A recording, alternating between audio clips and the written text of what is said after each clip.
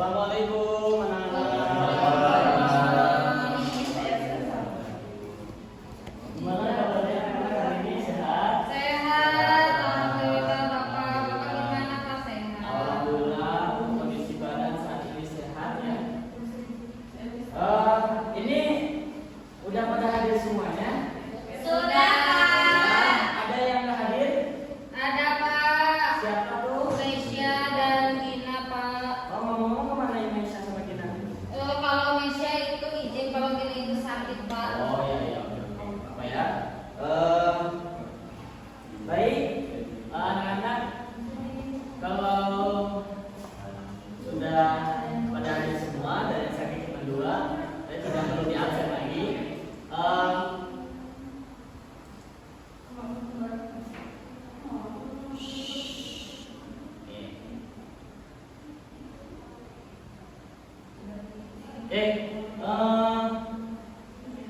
Untuk pembahasan pada siang hari ini mungkin tentang akidah akhlak ya. Sebagaimana kita di pertemuan sebelumnya sudah membahas tentang apa namanya tasawuf ya. Nah, sekarang kita akan masuk dengan mata pelajaran akidah akhlak, itu berbakti kepada orang tua ya. Selanjutnya, mengapa berbakti kepada orang tua itu penting ya? Karena kita selaku anak, selaku dilakukan oleh orang tua kita, haruslah berbakti kepada orang tua, karena doa orang tua itu bisa terjabah gitu ya. Sini ada 3 faktor ya, 3 faktor keimanan itu berbakti tercantum dalam perintah Allah, menunjukkan ketundukan kepada wahyu dan rasul. Yang kedua, akhlak, mempraktikkan adab, sabar, rendah hati, dan kasih sayang. Nah, karena akhlak ini penting sekali ya. Adab itu di atas segalanya, adab di atas ilmu. Jadi kalau kita memiliki ilmu yang tinggi tetapi tanpa adab, itu percuma ya. Nah, yang ketiga, sosial. Bagaimana kita memperkuat ikatan keluarga ya, cara komunikasi kita, terus menjaga keharmonisan komunitas, menurunkan beban sosial. Selanjutnya ada beberapa dalil ya. Dalil nanti ayat Al-Quran mengatakan ya, dan rendahkan dirimu terhadap mereka berdua dengan penuh kasih sayang ya. Jangan sampai kita kepada orang tua kita bukannya menghormati ya, tetapi malah suruh adab gitu. Kita melebihi suara lebih kencang daripada orang tua kita. Itu tidak boleh. Nah, tidak boleh ya. Dan hadis juga Rasulullah SAW juga mengatakan berbakti sebagai jalan masuk surga, gitu ya.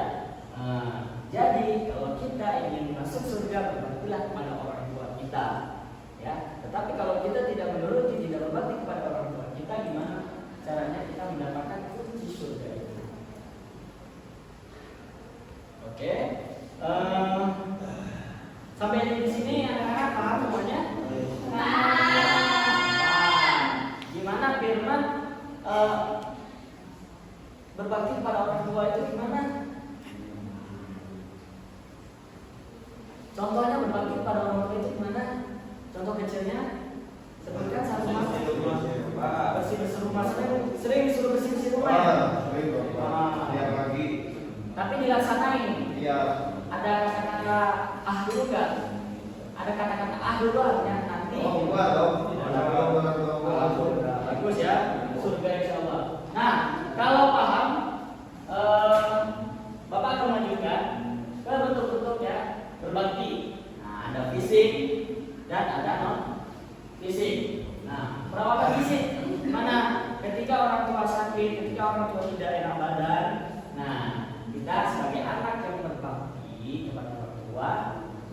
menyediakan obat, menyediakan makanan, terus servis lah kepada orang tua kita. Terus dukungan emosional, terus mendengarkan, menghargai pengalaman, memberikan rasa aman dan dihormati, gitu. Terus pendampingan sosial dan praktis, jadi membantu urusan administrasi. Jadi kita sebagai anak jangan hanya bisa membantu menghabiskan administrasi, tapi kita harus juga membantu gimana caranya administrasi ini bisa efisiensi. Terus petunjuk agama dan doa, apa? Mengajak beribadah, mendoakan mereka, menjaga akidah dan akhlak keluarga. Nah, selanjutnya berbakti dalam susah dan senang. Nah, ketika senang, coba Farhan baca. Ketika senang apa? Dengan berbagi waktu, perhatian, dan dukungan materi secara proporsional. Nah, ketika senang, kita juga apa namanya, mengucapkan syukur. Nah, ya pastilah ya, senang masa mengucapnya astagfirullah, pastinya alhamdulillah. Dan ketika susah juga, kita jangan malah ini ya, malah gimana tuh, oh dunia ini tidak adil, kenapa kita susah dengan orang lain senang. Nah, ketika susah kita juga memiliki kesabaran, ketabahan, dan pengorbanan menjadi bukti.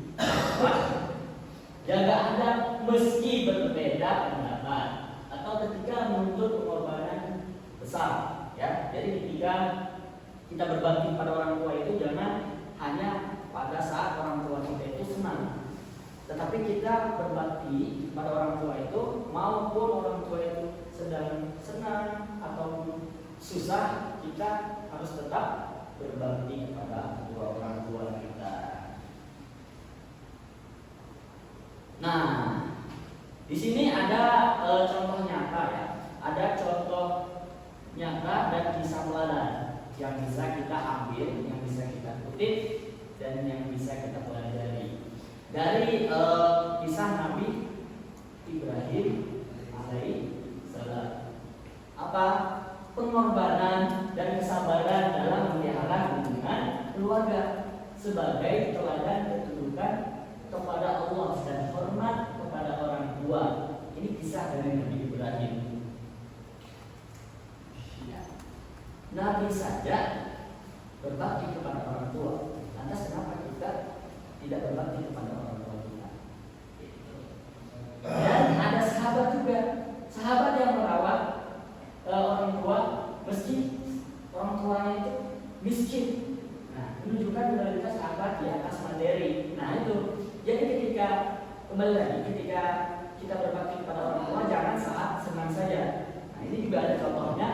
Ketika orang tua itu sedang miskin, disitulah kita menaruh berbakti kepada orang tua kita.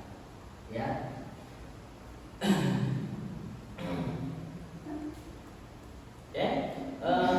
Selanjutnya ada konsekuensinya. Ya. Ketika kita durhaka kepada orang tua, ya, tidak berbakti kepada orang tua, suul adab kepada orang tua, itu ada konsekuensinya. Peringatan dan dampaknya juga. Nah, untuk ada berapa ya? Ada 3 ini ya dampaknya. Bagi spiritual, rugi dalam hubungan dengan Tuhan. Rugi dalam hubungan dengan Tuhan. Doa dan keberkahan keluarga berkurang.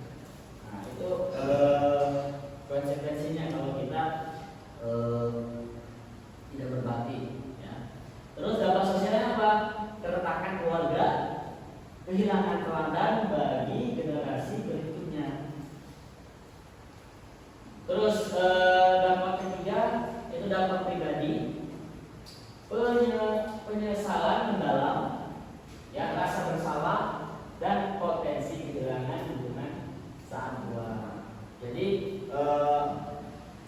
itulah ketika kita tidak berbakti sul adab kepada orang tua,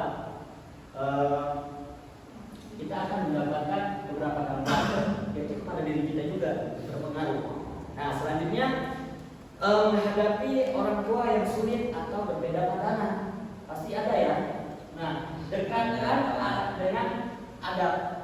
Nah, mulai dengan sopan, gunakan kata lembut dan jaga nada bicara. Nah, itu tadi ketika kita ngobrol sama orang tua, kita harus jaga intonasi kita, jangan sampai lebih besar daripada orang tua. Yang selanjutnya sabar dan batas sehat, ya. Tegakkan batas tanpa durhaka. Jaga kehormatan itu, ya, sambil melindungi diri jika perlu. Nah, selanjutnya cari jalan tengah, jalan terbuka, ya, jadi mediasi keluarga, terus doa dan tawakal. Kita harus berdoa. Selain kita usaha, kita harus berdoa. Nah, ini manfaat berbakti. Jadi keuntungan dunia, ya, harmoni keluarga, hubungan sosial, terus keuntungan akhiratnya, itu keberkahan dan ampunan pastinya itu akan terbuka, ya. Ketika kita berbakti kepada orang tua, keberkahan itu pasti ada. Nah, mungkin anak-anakku sekalian, dari beberapa pembahasan tadi, mulai dari adab, ya. Nah, untuk secara keseluruhannya kan berbakti pada orang tua adalah kewajiban akidah dan cerminan akhlak. Ia hadir dalam tindakan besar maupun kecil sehari-hari, ya. Nah, jadi dengan pembelajaran kita pada hari ini, Bapak mengajak kepada anak-anak semuanya agar dengarkan, ya, bantu dan doakan orang tua kita, konsisten dalam sabar dan adab, jadikan berbakti sebagai gaya hidup. Nah, mungkin penyampaian Bapak pada siang hari ini cukup sampai di sini, karena kalau di sana dia sudah bersama yang lain.